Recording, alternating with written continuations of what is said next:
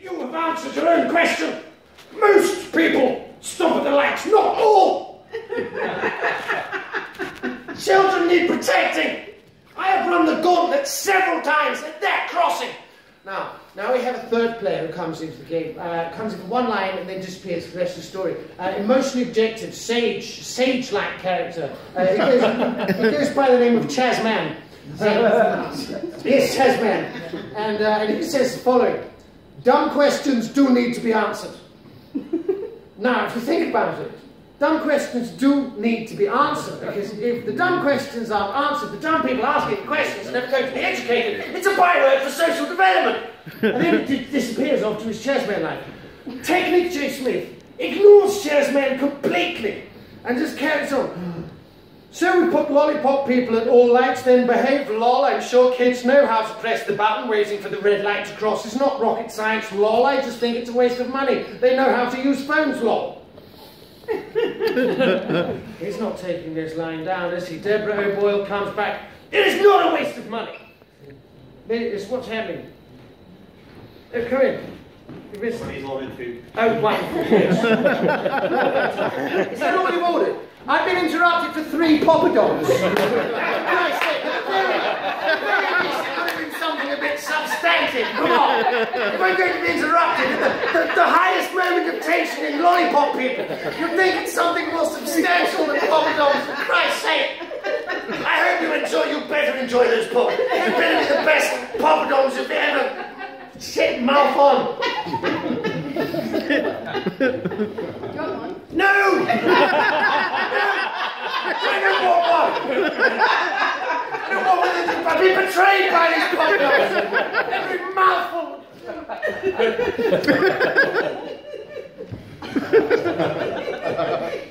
Does everybody remember where we are? Yes, Technic J. Smith just fired back with this long rant about phones and so on. Deborah Boyle, it is not a waste of money. Me and my children have been crossing with the lollipop man, and a car actually swerved around him. Children need protecting. Now, at this point, Technic J. Smith is on the ropes.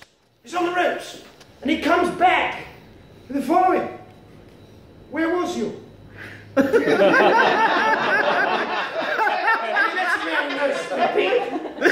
man who knows he's losing the fight.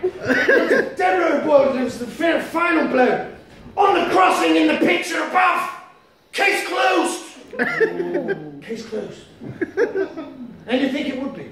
Were enough for the last poster, a chap called Keith Hawkins, who looks to be in his mid to late 80s, who has misread the emotional resonance thus far, and closes the whole thing off with, I can see my house from there. I mean, there's Lister in a nutshell. That's wonderful. I like lolly people. I don't like lollipop people. Well, they've saved my life. Well, where were you? In that picture. There's my house. Only real life like that. Only real life like that. It's not sad. It's not poppadoms can get in the way. It's been interesting actually. You know, things haven't been quite so simple for me. I'll tell you something that happened the other day. I was walking down the street, and a car pulled up to the lights, and the chap rolled down the window, and he looked at me, and he said, a knobhead. Now, it wasn't aggressive.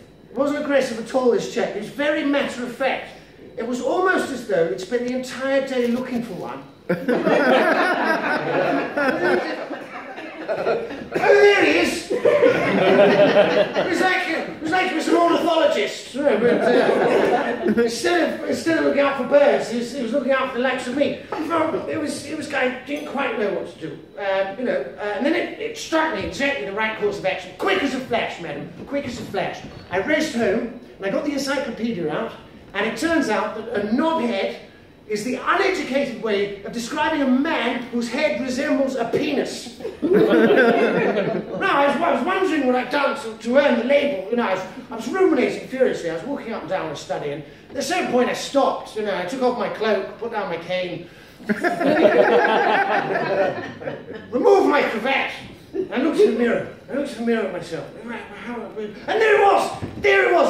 I have a tiny scar. Just here. It's the result of an ill-advised apple bob. And of course, that was what it was. And of course it's seen it. I mean, what self-respecting knob spotter goes out without their binoculars? Suddenly I put this to bed. Fantastic, wonderful. But then I was out the next day, and somebody said it again, and I thought, well, Christ, there's a lot of these knob spotters out, isn't it? and then I realised something. I was wearing a deerstalker. So I was wearing a deerstalker, clearly covering up the urethral opening. Now, I was wondering about this. Now, bear with me. It appears these people, as unlikely as it may seem, were attempting to insult me. I mean, it's very difficult. It's very, very difficult for me. You have to understand a few things about me. I mean, I knew I was different from all the other children. The very first moment I left the house, because I was 32. My mother had me in the late 70s. Her late 70s. She's 107 now. You know, she's in a jar. But what's his life, really?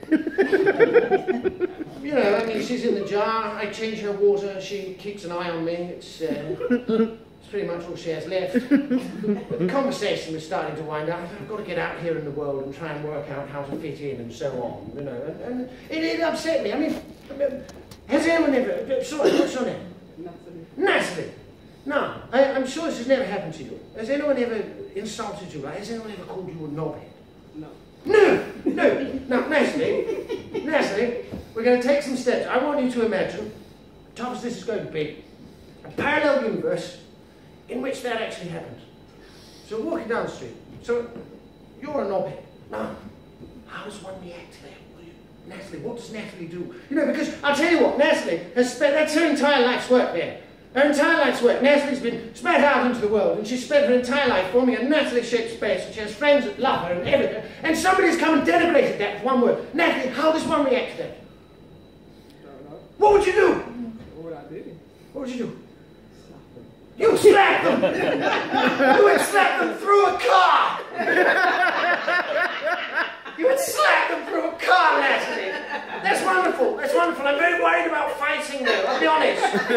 Fighting upsets me, it really does, it really does. I'm going to talk about fighting later actually. I nearly went into a bit about fighting, which I'm going to be doing in 20 minutes. So don't worry, you said the wrong thing, but it wasn't your fault. How are you to know unless you came up and had a look at my notes? And it's a very sophisticated way of throwing me off my game. But I don't think that's what's happening. All right,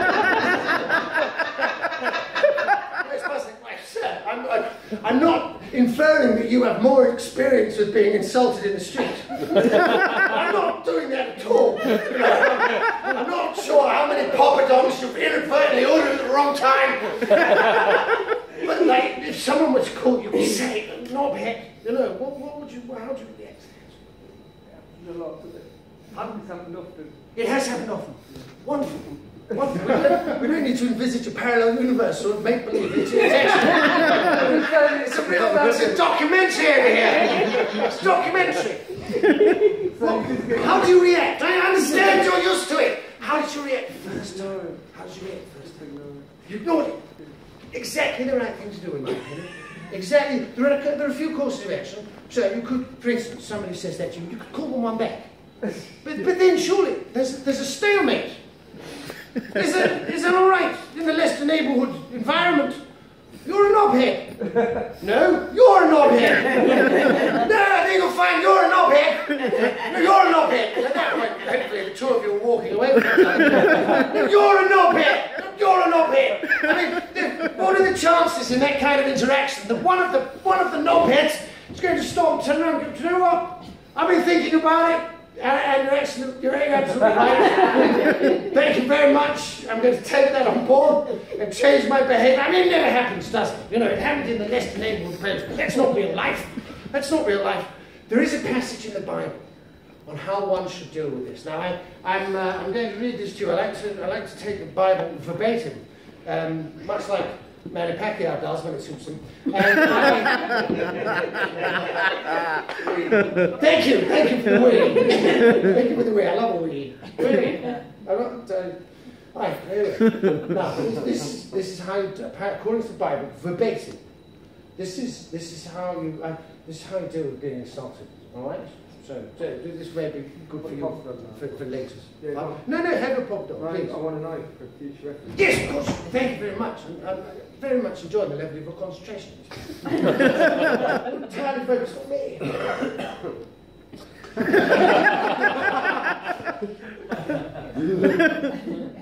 Kings 2:23, right? Any religious people? Kings 2:23. Then he went up there to Bethel. As he was going up the road,